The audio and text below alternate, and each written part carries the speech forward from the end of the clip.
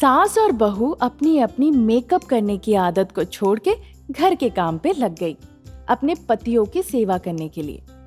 एक दिन शेखर अपनी पत्नी कावेरी से कहने लगे, कावेरी, मैं ऑफिस के काम की वजह से दूसरी जगह जा रहा हूँ, 1 हफ्ते में लौट आऊंगा। फिर वो वहां से चला गया। वसुधा के पति भी काम की वजह से गांव चले गए। घर पर दोनों सास और बहू अपने पसंदीदा खाने का आनंद ले रहे थे। थोड़े दिन बीतने के बाद एक दिन कावेरी की दोस्त लक्ष्मी उसके पास आई।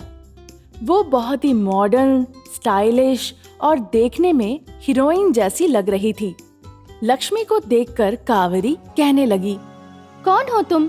तुम्हें क्या चाहिए? लक्ष्मी ने अपना चश्मा उतारा और कहने लगी, क्या तुमने मुझे पहचाना नहीं? मैं तुम्हारी दोस्त हूँ। उसे देखकर कावेरी कहने लगी, क्या ये तुम हो?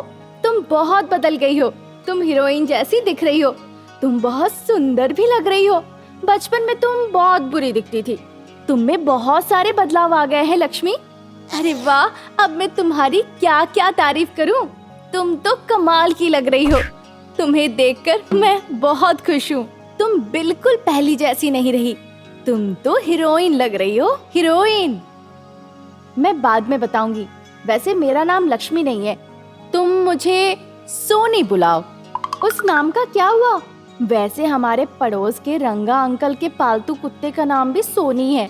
तुम्हारा इतना सुंदर नाम लक्ष्मी है, फिर क्यों सोनी बुलाऊं मैं तुम्हें?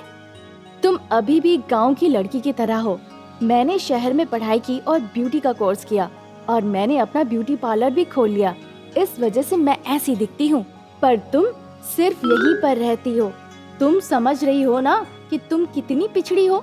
जरूरत पड़ने पर तुम्हारी शादी जीजाजी के साथ हो गई थी। क्यों तुमने मैट्रिक पास करके ही शादी कर ली? नहीं तो तुम भी आज मेरी तरह हीरोइन जैसी दिखती। तुम यहाँ पर गांव की लड़कियों के तरह साड़ी पहन के बैठी हो।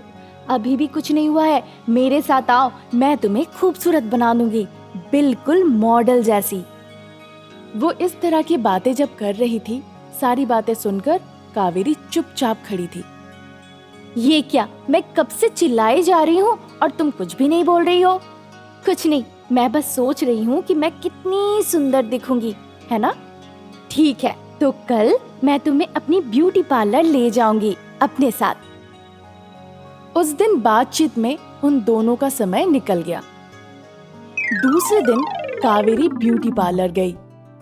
लक्ष्मी ने कावेरी का मेकअप किया।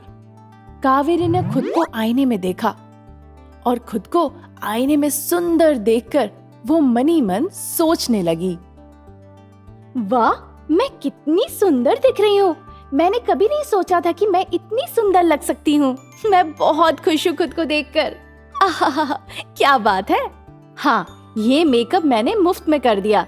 अगर तुम्हें ये अच्छा लगे तो मैं कम दाम में करके दे सकती हूँ तुम्हें।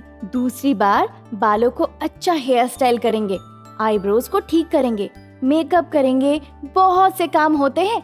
ये मेकअप का बक्सा लो और मेकअप करो। मैं तुम्हें बताऊंगी कैसे करना है। लक्ष्मी ने कावेरी को अच्छे से सिखाया। फिर कावेरी उसे धन्यवाद कही और वो घर चली गई। वसुधा ने कावेरी को देखा और कहने लगी, अरे बहू, तुम बहुत सुंदर दिख रही हो। तुम कहाँ गई थी? जरा मुझे भी बताओ। फिर कावेरी ने अपने सासू माँ को सब कुछ बताया जो जो हुआ था। वो सुनकर वसुधा कहने लगी, कावेरी, क्या तुम्हें ये सब चाहिए और वो मेकअप का बक्सा भी चाहिए? ये कहकर वो गुस्से से वहाँ से चली गई। कावेरी को बहुत बुरा लगा। रात को जब वो सो रही थी, वसुधा ने उसके मेकअप का बक्सा लेकर मेकअप करने लगी। उसे मेकअप करना नहीं आता था। उसने मेकअप वैसे ही किया जैसे उसे आता था। उसका चेहरा बिगड़ गया। उसने शीशे में अपने चेहरे को देखकर, भूत, भूत, बहू, तुम कहाँ हो? बचाओ, भूत! इस तरह से वसुधा चिल्लाने लगी। कावेरी की नींद खुल गई उस आवाज को सुनकर। फिर वो दौड़ के गई। अगर आप इस तरह से तैयार होके बाहर जाएंगी तो लोग आपको देख के सच में भूत समझ लेंगे और डर के मारे भाग जाएंगे। हाय, मैं तो मजाक कर रही थी। सुंदर दिखने के लिए ही मैंने मेकअप किया है। मुझे भी तो मन करता है ना? ठीक है सासू माँ, मैं कर देती हूँ। मेरे दोस्त ने मुझे सिखाया है कैसे करना है मेकअप।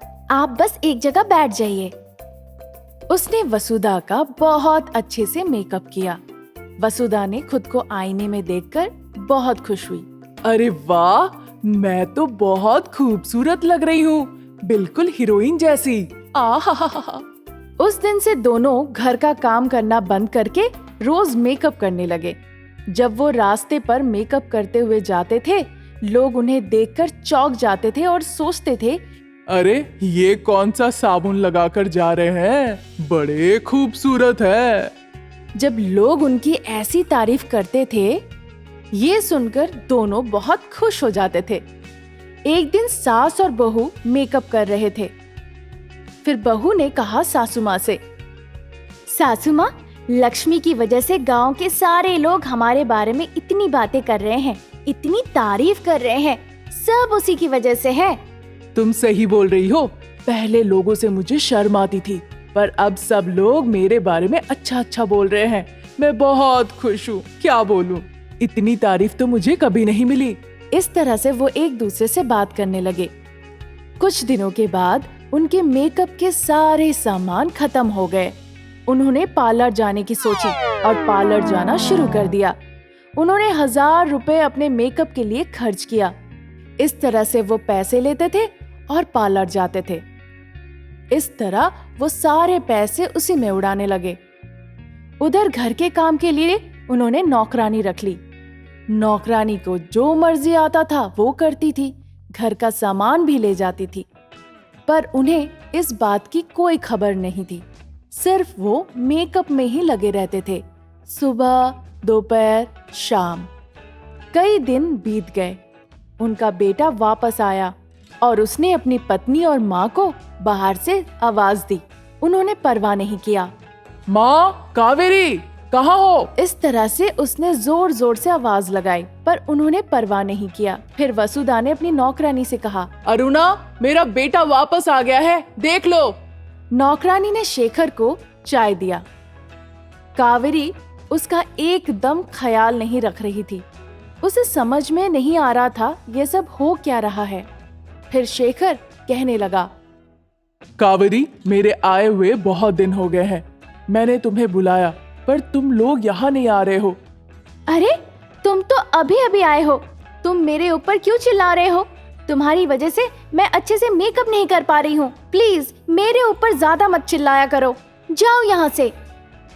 फिर वो अपनी माँ के पास गया और जाकर अपनी माँ से कहने लगा, माँ, ये सब क्या हो रहा है घर में? मुझे तो कुछ भी समझ नहीं आ रहा है।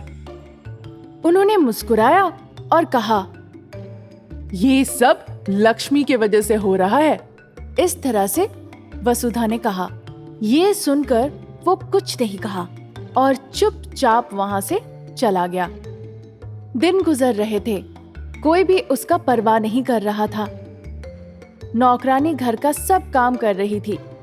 उसे बुरा लग रहा था कि उसका कोई ख्याल नहीं रख रहा है। वो दोनों पूरे पैसे नष्ट कर रहे थे। एक दिन शेखर अपनी माँ के पास गया और फिर कहने लगा, माँ, ये सब क्या हो रहा है? तुम लोग पार्लर में पैसे खर्च कर रहे हो। सुंदरता काफी नहीं है। हमारे बीच प्यार मोहब्बत होना चाहिए। सुंदरता की क्या जरूरत है? दिल साफ होना चाहिए। ये सुनकर वसुधा कहने लगी, हम पैसे क्यों कमाते हैं? खर्च करने के लिए, है ना? क्या हमने तुम्हें बिना प्यार से ही इतना बड़ा किया? यहाँ से जाओ, अब जाओ।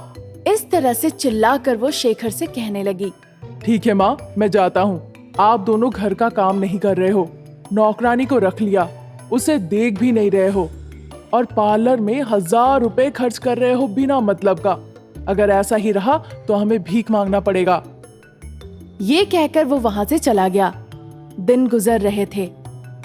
दोनों इसी तरह पार्लर में लगे थे। एक दिन प्रसाद घर आया। शेखर ने प्रसाद को पूरी बात बताई। प्रसाद वसुधा और कावेरी को एक जगह बुलाया और कहने लगा, ये क्या है? शेखर जो कह रहा है, क्या ये सब सच है? तुम दोनों ऐसा क्यों कर रहे हो? प्रसाद की बातें सुनकर सुधा कहने लगी, क्या कहा उसने? वो तो ऐसा ही कहता है। आपका बेटा सिर्फ झूठ बोलता है, उसके बातों पर ध्यान मत दीजिए। ये कहकर वो वहां से चले गए। दूसरे दिन पिता और बेटे को बहुत ही अकेलापन महसूस होने लगा। फिर वो एक दूसरे से कहने लगे, पिताजी, हमें कुछ करना पड़ेगा और उन्हें सबक सिखाना होगा, नहीं तो वो ऐसा ही करते रहेंगे। मैं भी यही सोच रहा हूँ, हमें कोई तरकीब ढूंढनी पड़ेगी जल्द से जल्द। फिर दोनों ने मिलके ढेर सारी तरकीबें सोची। क्या सोचा और क्या किया, ये हम दूसरे भाग में देखेंगे।